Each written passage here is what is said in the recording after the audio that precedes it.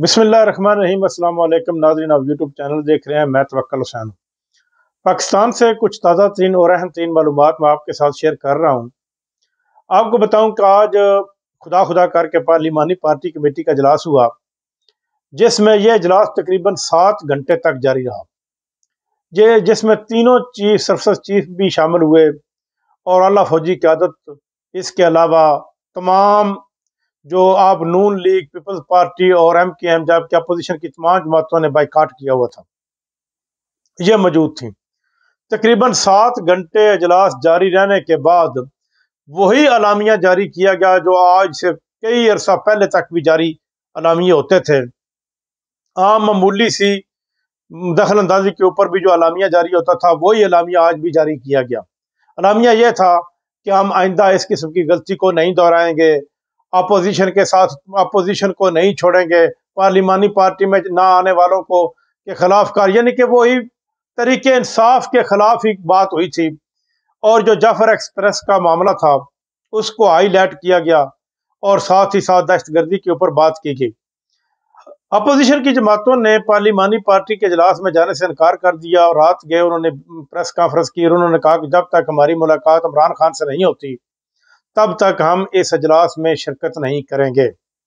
عمران خان سے ملاقات کرنے کی ان کو اجازت نہیں دی گئی، جبکہ علیمہ خان نے عمران خان سے ملاقات کی اور علیمہ خان نے باہر آ کر بتایا پریس کانفرنس کرتے ہوئے کہ عمران خان کے اوپر مزید سختیاں کر دی گئی ہیں، جن کی اس وقت ان کی اخبار بند ہے، ٹی وی بند ہے، وہ بالکل کٹ کے رہ گئے ہیں۔ اور عمران خان نے شاباش دی اپنی قیادت کو کہ انہوں نے جو پارلیمانی پارٹی کے اجلاس میں شرکت نہیں کی، انہوں نے یہ بہت اچھا کیا ہے۔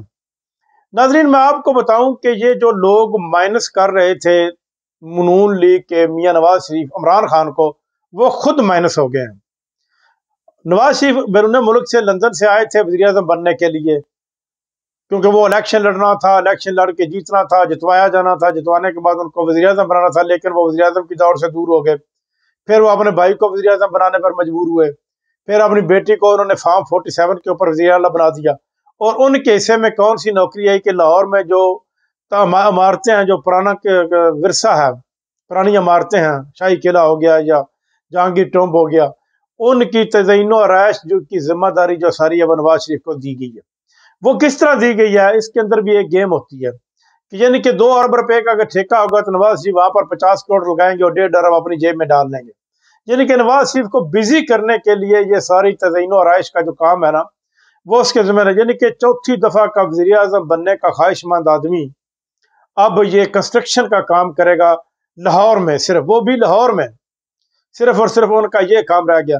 اور نواز شریف کو اس پارلیمانی پارٹی کے اجلاس میں نہیں بلایا گیا۔ یہ لمحہ فکریہ ہے، بلکہ یہ ایک سوالیہ نشان ہے، سوچنے کا بات ہے کہ نواز شریف پارٹی کا سربراہ بھی ہو، مسلم لیگ نون کا، اور 3 دفعہ کا وزیر اعظم بھی ہو، اور اس کا بھائی وزیر اعظم بھی ہو اور بیٹی وزیر اعلیٰ بھی ہو، پھر بھی اس کو پارلیمانی پارٹی کے اجلاس میں نہ بلایا گیا ہو، تو اس میں کوئی سوچنے والی تو بات ہے۔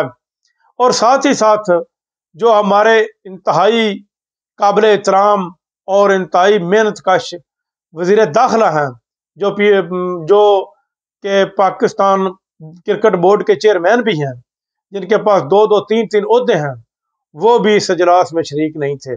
اور ان کے مطابق یہ بات کی گئی کہ وہ بیرون ملک گئے ہوئے تھے۔ وہ بیرون ملک بالکل نہیں تھے، وہ پاکستان میں ہی تھے، اور پاکستان لاہور میں وہ افطاری کروا رہے تھے، وہ نیکیاں اکٹھی کر رہے تھے، بجائے اس کے کہ وہ پارلیمانی پارٹی کے اجلاس میں جاتے اور وہاں پر وہ جواب دہ ہوتے۔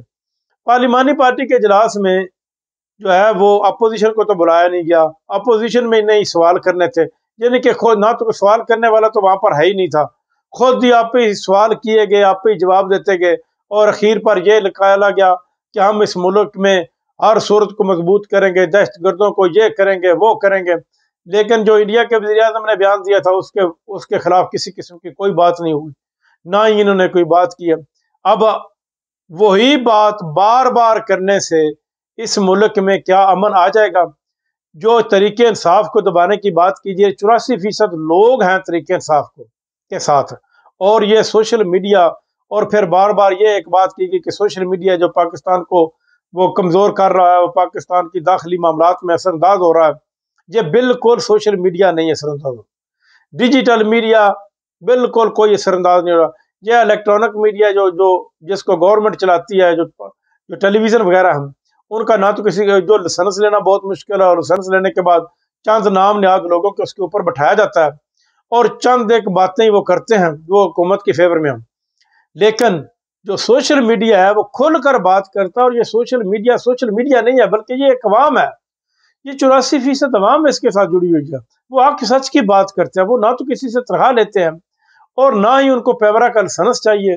وہ جو بات بالکل اسٹریٹ فارورڈ اور اسی کو لکھتے ہیں، غلط بات نہیں کہتے۔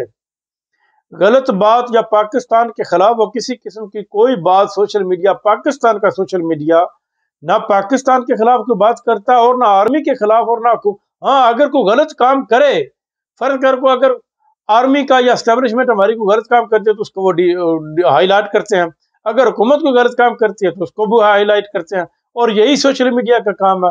اور سوشل میڈیا کو بار بار دبانے کے اندیا دیا گیا کہ سوشل میڈیا پاکستان کو کمزور کرنے کی کوشش کر رہا ہے۔ سوشل میڈیا کا کوئی اس بات میں ملتقل نہیں، یہ خود کریں، محنت کریں اور پاکستان کو معاشی لحاظ سے سب سے پہلے مضبوط کریں، پاکستان کو الیکشن کی آزادی دی جائے، اور جو فارم 47 کی حکومت ہے جس کو پوری دنیا جانتی ہے کہ یہ جیلی حکومت ہے، اس نے یہ ایک پارلیمانی جو بنا کر اعلان کر کے کہ ہم نے پارلیمانی کمیٹی بلائی ہے، وہ ایک شوشہ جا چھوڑا اور کوئی اس کا حاصل یعنی کہ کچھ نظر نہیں آ رہا۔ اب تک کے لیے اتنا ہی، اگلے ولاگ تک اجازت چاہوں گا۔ اللہ حافظ۔